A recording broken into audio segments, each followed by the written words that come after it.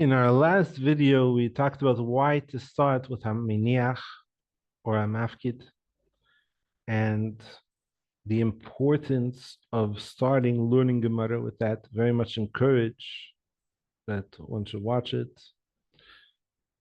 And this would like to go into actually how to teach HaMeiniach, the beginning of HaMeiniach.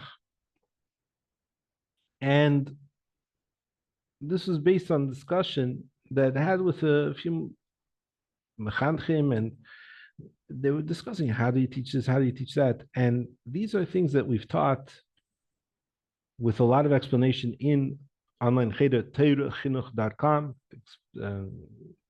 Encourage people to go to see what our Cheder does, TorahChinuch.com, and would also encourage people, whether you're a mechanech or whether you're a parent, that if there's a piece of Gemara that you're teaching your children or something else, and you're wondering how to explain it, let's talk about it together. There's nothing more important and really nothing more fun than to discuss how to teach a certain piece and to go into the strategy of it. So, of course, you give a small overview. And of course, when you go into and you're teaching in detail, you make sure that they know the words. You might want on a Mishna, say the whole Mishna, it's 3 lines, but touch every word. Rabbi Mendel Aranav al Shalom, when he had a small cheder and he was strong and he went well till 90. And when he was about 70, he had a heart attack. And asked me to fill in for a little while. So then a bacha, I didn't really know how to teach. And he said, this is how you do it. And with this, they understand and they could go forward and learn any chumash. Vayemer, he touched in Yiddish. Vayemer, und hat gesagt, Hashem der Eibishter. But it's not grammatically correct. That's why everyone teaches Vayemer Hashem, und der Eibishter hat gesagt. And he said, no. You have to teach them, Vayemer means und hat gesagt. And he said. Then you go to the next word. So Hashem, so you say that's Hashem. You could explain to them afterwards, or they won't even have a question. They'll understand it means Hashem said. But you go word by word so that they know this word means that. For this video, that's going to be a little bit too long, to do that way. But when you're teaching it, it's very important. You go word by word and abbreviations too. But for the purpose of this video, we're just going to teach the ideas. And if you have a child learning HaMeiniach, I encourage you to learn this and then teach them in the same way, or to even show this to them. And for the sake of the video, we're going to kind of speed it up. We will teach it fast, but explain the key ideas behind it and really how to explain it so that it's understood. The beginning of the Perek is talking about damages caused by leaving something in the street. HaMeiniach es hakad, a person who places a barrel b'reshus harabim, in public, uva acher, and someone else came, v'niskal ba, and tripped on it, v'shavra, and broke the barrel. So somebody put down a barrel in the middle of the street with no permission. Someone else came, tripped on the barrel and broke it. Potter, the person who broke the barrel is potter. V'im huzakba, and if the person who fell on the barrel was injured by this barrel, Baal hachavitz chayev b'nizkei, the owner of the barrel is responsible to pay for that person's damages. Put a barrel in the street with no permission and walk away. If somebody was injured by it, he has to pay. And of course, the famous question is what the Gemara asks in a second. Kad usually means jug. Chavis usually means barrel. Here it's talking about the same object, and it starts out by calling it a kad, and it ends up calling it a chavis. So Gemara says, Pasach bekad.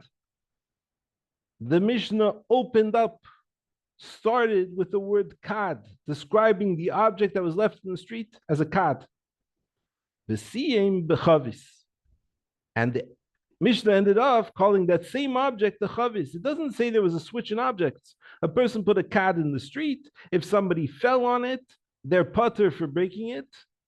And if somebody was injured by it, then the owner of the chavis is chayev. The owner of this chavis, which was called a kad before, is chayev, is responsible. Utnan, nami. And we also learned. Tanan means we learned in a Mishnah. Tanya is a brisa, Tanan is a Mishnah. Zeba b'chavisei. One person came with his chavis, with his barrel. Zeba b'keirosei. And one person came with his beam. Nishbera kadei shel zeh. Now again, the barrel is called kad, which usually means a jug. It was called the chavis a second ago. One person came with a barrel. One person came with a beam. And now the person's barrel, which is now called the kad, for some reason, the Mishnah changed it on us. Shalzev, this person, with the beam of the other person, putter, since they were both walking at the same time, they both had to watch out, and therefore the person who's coming with the beam, who broke the other guy's barrel, is putter. Now, to have a child understand it, again, you go word by word. And traditionally, you would say, Reuven came and he's walking with a barrel. I'm going to propose something else, though. And Shimon came and he's walking with a beam. And the two of them aren't looking, and they crash into each other. And of course, the beam is going to break the barrel. Instead of, if it's a class, instead of using Reuven and Shimon, you might want to say, okay, you. And you call on one of the children by his name. You say, you are walking with a barrel. And you are walking the beam, and you discuss it, and you say, what would happen? What do you think should happen? And then if what they think should happen obviously is not the halacha, you discuss why the halacha is right. So the teacher has to think first and has to know why the halacha is right in a way that they can explain it. In any case, this same barrel that he's walking with chavis gets called a kad, which most people would translate as a jug. Why does the Mishnah switch around? And the Gemara even asks the question outright. Pasach bechavis. This Mishnah started with the word chavis for a barrel, v'siyim bekad, and ended up calling it a kad. Utnan nami, and we also taught. At this point, even though you're touching every word, you might want to have them write down 1 or 2 or 3 words a day. So a word like nami, which means also, might be one of the words that they write down and remember that day. Even 1 word a day, they'll get a lot of Gemara words. A man comes with a chavis of wine. So again, Reuven, but again, I'd suggest taking 2 other kids and having them act this out. Or discuss this at least, but they know they're the one holding the wine. And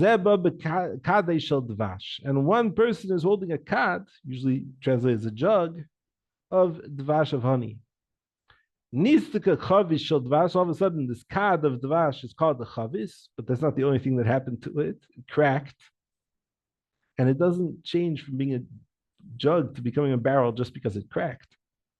So first of all, why is it called a kad of dvash? And then 2 words later, it's called the chavis of dvash. That's the real question. But let's go back to what happened. One person is carrying a barrel of wine. One person is carrying honey. And the honey barrel cracked now. V'shafach zeh yenei, and the person spilled out his wine. The person who's carrying the wine spilled out his wine. V'hitzel sedvash l'seiche, and saved the honey inside of it. And let's finish off the Mishnah. Ein loi, the person who spilled out his wine and saved the honey, does not have for himself ella, anything except scharei, the amount that somebody would be paid to save the honey. The wine that he spilled out, nobody asked him to do it, so he can't force the other guy to pay him for wine. Now we get into a discussion. Before going on to the point of bringing this Mishnah, let's discuss the Mishnah that was brought. A man is walking with a barrel of wine. The wine is made by squeezing the grapes. There were a lot of grapes around, and it's kept in a jug for a while, and then eventually becomes wine. It's not the hardest thing in the world to make. The honey is a whole process, and the bees and the this, and taking it in combs and squeezing it out and putting it in, much more expensive. So you're talking about a guy, he's walking with $200 here of honey. And the guy's walking with $20 of wine. He sees that this jug split and the guy's going to lose all of his honey. He pours out the wine and he says, here, take my jug. And he saves $190 worth of honey. And the guy says, well, if I had to pay somebody to put it into the jug, I would only pay him $5. Oh, and he could charge him for the jug too. Not worth much.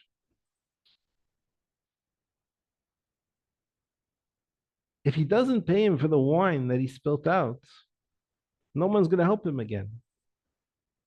But at the same time, Bezdin can't force him to pay for the wine because the person spilled it out without asking. That's true. So we teach the child right there, what should you do?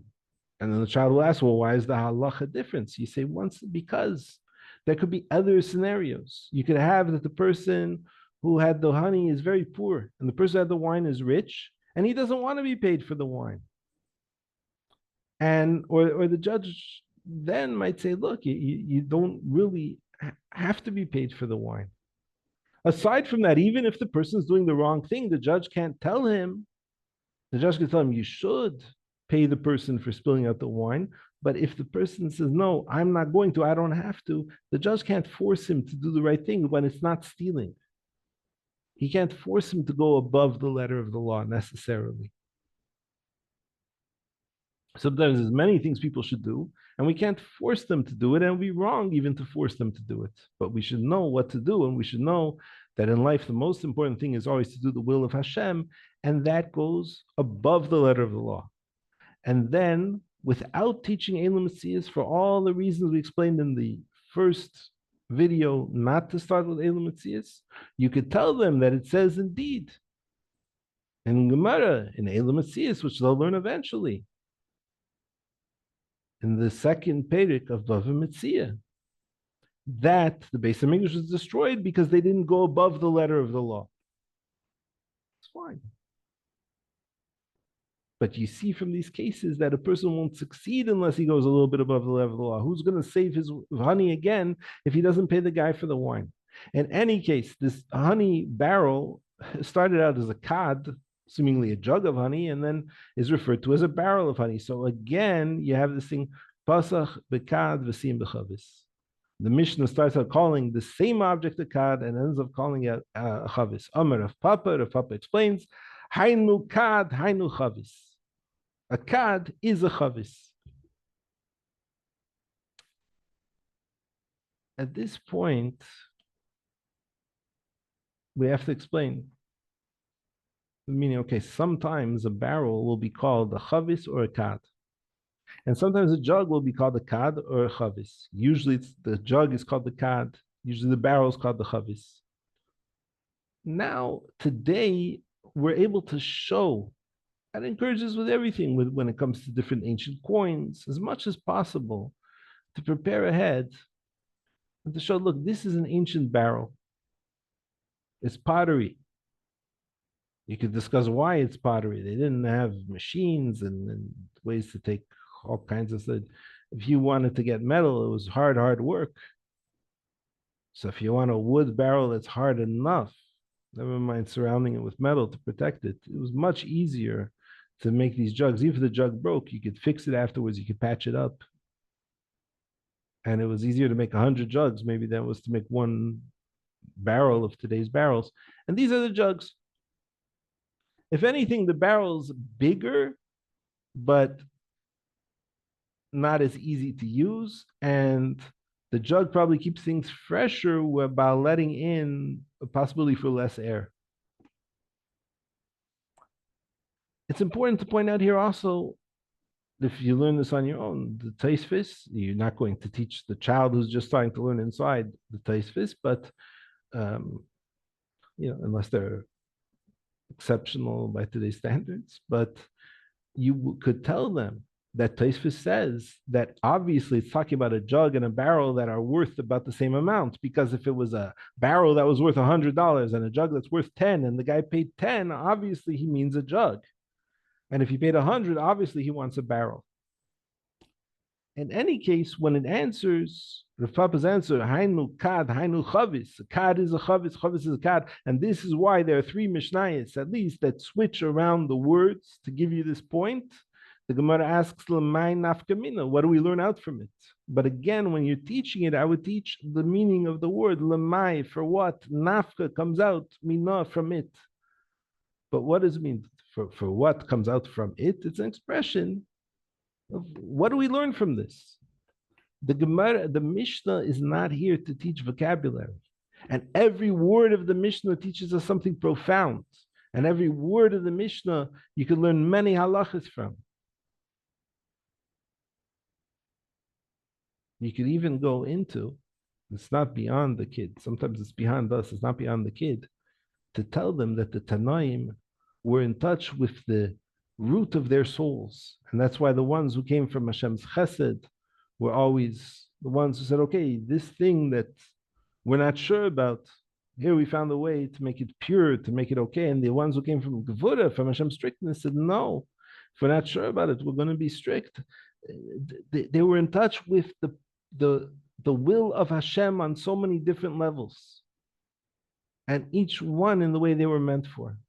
And when they wrote a Mishnah, in every word they hid many, many things that we only understand after the Gemara explains it page after page, and after the Rishonim explain it further, and after even the Achreinim explain other things that maybe we wouldn't recognize.